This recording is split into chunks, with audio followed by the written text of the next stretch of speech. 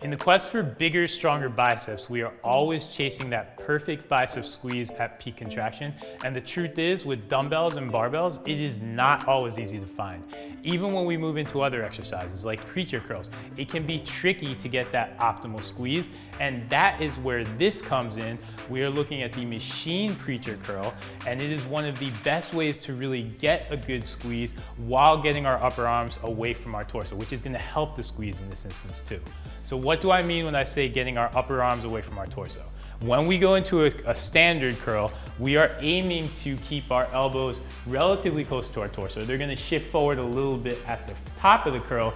That is normal. But what happens too often, and what takes tension and challenge away from our biceps, is when we start to get our upper arms in front of our torso too much as we're curling. So one of the easiest ways to avoid that is to go to something called the preacher curl, and we can do this with a standard preacher bench and an easy curl bar or dumbbells normally. And when we're in that position, our upper arms are just naturally away from our torso, and because we're starting there, we can focus that much more on the contraction in our biceps. The problem with the standard dumbbell or easy bar preacher curl is when we get to the top of the motion, our joints actually stack, so we're not really getting any resistance from the weight. That's where the machine preacher curl comes in. Because we're working with this cable load, when we get to the top of the rep, every single rep, we're gonna get this awesome chance to squeeze, and we're gonna get a great chance to really challenge our biceps through the full range of motion on the preacher curl. It's a three-step process to get set up for this though, because we want to be conscious of a couple things. Mostly we want to be conscious of protecting our shoulders when we're doing the preacher curl. It's really easy if we're not picky about our upper arm position. It's really easy to cause shoulder injuries, so we want to be conscious of that, and we want to put ourselves in a position to get that good squeeze and to really own the set. So it's a three-step process to set up. The first thing I want you to do, I want you to think seat low. The thing you want to avoid on every single preacher curl bench you see is you want to avoid being in this position where suddenly we're too high and our chest is not against the pad. Suddenly we're gonna have a very big gap in our armpits. That's not gonna put us in the position that we need to be in to really create optimal tension throughout our body to get the most out of the curl. So I want you to think seat low. The second thing I want you to do is I want you to think about wedging your body into the bench. So what I'm trying to do, I want to avoid this large space, and what I want to do is get my body low enough. That way I'm driving down with my upper body, driving my butt low, and erasing all of this space. That's going to be a nice safe position for my shoulder, and it's going to be a position that's going to set me up for the tension I want to create next. The third step, and this is actually a two-part step, I want you to think about driving your elbows hard into the bench.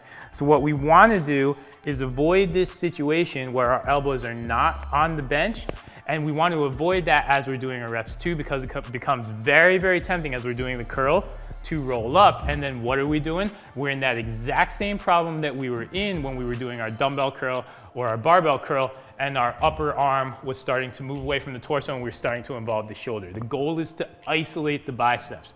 So we want to make sure we're continually driving that elbow down into the bench. In addition to doing that, I'm going to squeeze through my abs, keep my abs nice and tight as I do this.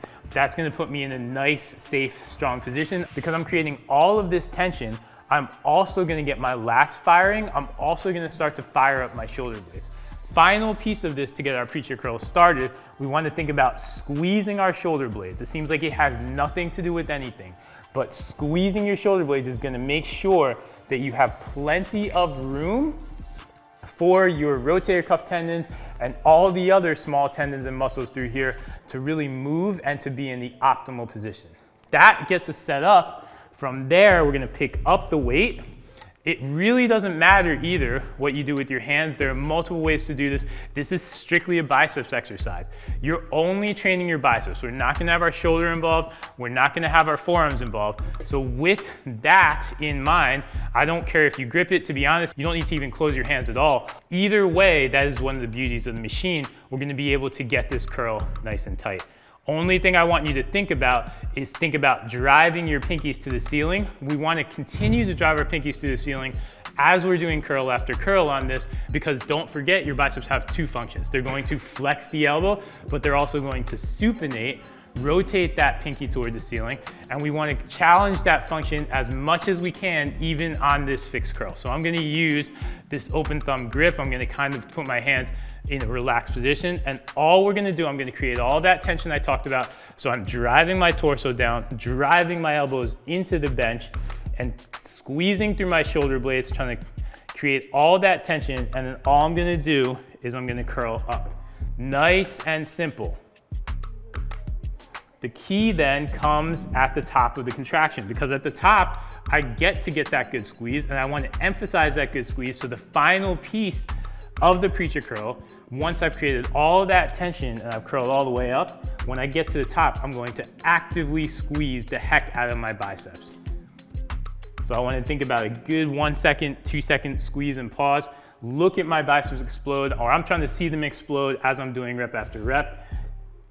And that's all I'm doing. In terms of range of motion, when you get to the bottom of the curl, don't straighten all the way, but maintain a little bit of tension. So think about, depending on, this is gonna vary from machine to machine, but keep a slight bend in your arms at the very bottom, and then curl right up. That is your base preacher curl. And again, this is a great exercise that anyone can do. Anyone who wants to train biceps, whether you're a functional athlete, whether you're a bodybuilder, whether you're a marathoner who just wants your arms to look jacked when you're running, no matter what, this is a great exercise that you can just get started in. The form and the mechanics are very simple, and we're really isolating our biceps. Just doing those couple reps, I'm really starting to get the pump in my left arm. If you're somebody who's having trouble really understanding that squeeze and really focusing on your biceps, this is a great machine to get to for you. And it's a machine that can fit in your workout in a variety of ways. You can throw it in on an arm day, or you can just throw it in as your final exercise on an upper body or a full body workout day.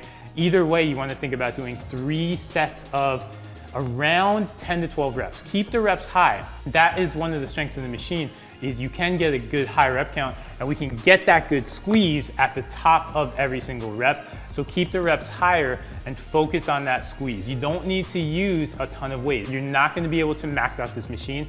It is not that kind of machine, and it's better to train lighter and really chase that squeeze. That is the preacher curl. It is one of my favorite ways to train biceps, and if you get it in your routine, you will see your biceps grow.